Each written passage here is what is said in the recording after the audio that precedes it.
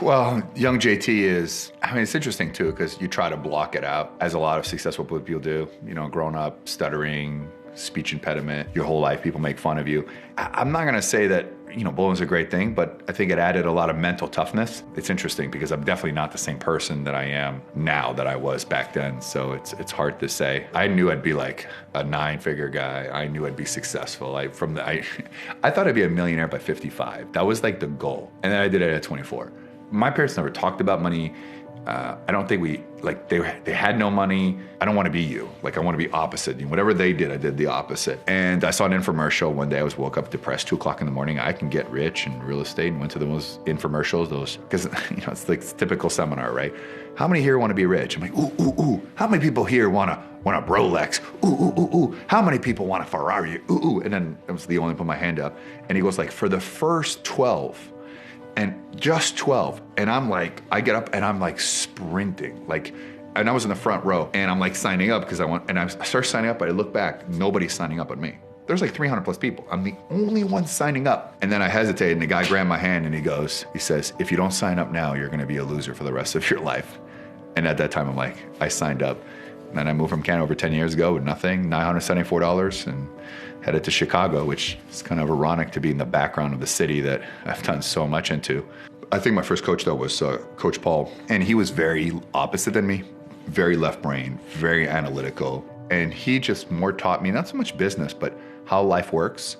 And I had this thing about life owes me something, or, you know, oh, if I do something, people should just buy, or people should just, you know, do business because I said so. You know, like I used to go to wealthy people and say, mentor me, coach me for free. I'd like to follow you around. They're like, yeah, I'd like to buy you a sandwich. And they'd be like, no. Everybody'd say no, right? Oh, I'm busy, I'm this.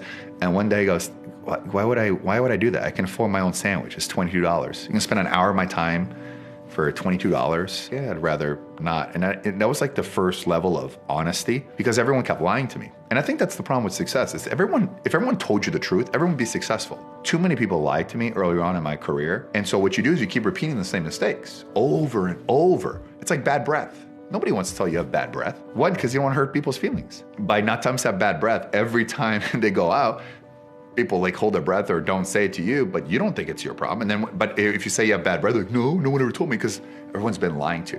And I think fundamentally, I think there's too many people that are told what they want to hear, what they need to hear, because people don't want confrontation. The way you are now got you to where you are here, whatever you're worth or whatever you accomplish. And if you want to take it to the next level, doing more of what you're doing doesn't get you more result. But most people are comfortable. I'm comfortable being uncomfortable. That's the difference, which is why I'm successful. And I believe coaching for me was a huge thing. I believe the people I associate myself with, where you learn is where you earn, right? If you hang out with broke people, you're gonna be broke. Broke plus broke equals broke. So you hang around with negative people, they're gonna be negative, right? There's levels of success, right? The first level is competence, whatever we are, right? The first time you do anything, sales, marketing, interview like this or anything, right? You're nervous, you haven't done it. You do 5 interviews like this, it's easy. I've done this 1,000 times. Like the first date, you're nervous. The first day of school, you're nervous. The first day of business, you're nervous. The first interview. But after 5 times, you're no longer nervous.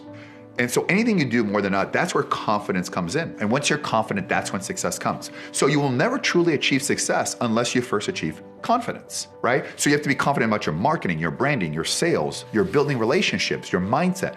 Lack of confidence is, in essence, fear. Most people are afraid of things that haven't even happened yet. Clubhouse came at a point I didn't really want to sign up for it. My CEO, Francie, said, oh, you need to sign up. And I went in there, and I remember it was like for like a few minutes, and I thought it was stupid.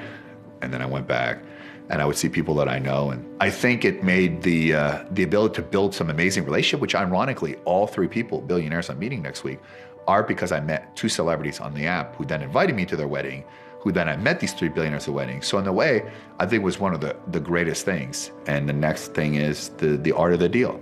That's why we created the Founders, right? How can we put a group of billionaires and 9 figures, 8 figures, 7 figures, and highly driven individuals together in a room? And how can we share relational capital? How can we share human capital, brain capital? How can we share deals, opportunities, connections, relationships? And then it evolved to people all over the world. And now it's got 70 plus countries. And it's a place where some of the celebrities, A-list, billionaires, people from all over the world, we get together, we network, we do business together. It's the funnest thing ever. And it's also an opportunity for people to have their moment on stage and their moment to get branded. So there isn't anything I'm not good at, because I strive to be the best in everything, because I like to turn my weakness into my strengths. And whatever you're not good at, like my biggest weakness was sales, speaking, branding, and marketing, and building relationships. Those are my biggest weakness when I came right here to Chicago. They're all my greatest strength. Most people say focus on your strengths. Your strengths got you to where you are here today. Your weakness is why you're not good. So I actually practice business.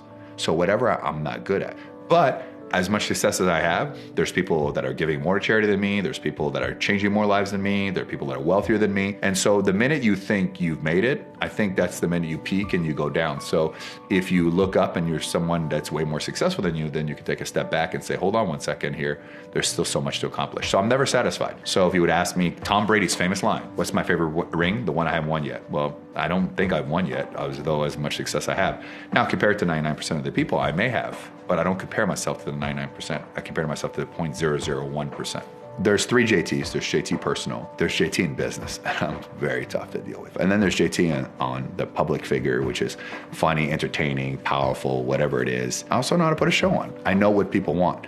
I know what makes them tick. And I think having three personalities is very, very important, because at the end of the day, it's about legacy. Did you make this planet a better place than when you first got here? Notice it's not like, how much stuff did you own, right? Some of the world's most successful people will tell you, they look to simplify their life. And that's what I'm my point at. I want to simplify my life. And people say, when is enough is enough? It's never going to be enough, because there's always the next deal, the next opportunity. And am I a better person today than I was yesterday? Will I be a better person tomorrow than I was today? That's all.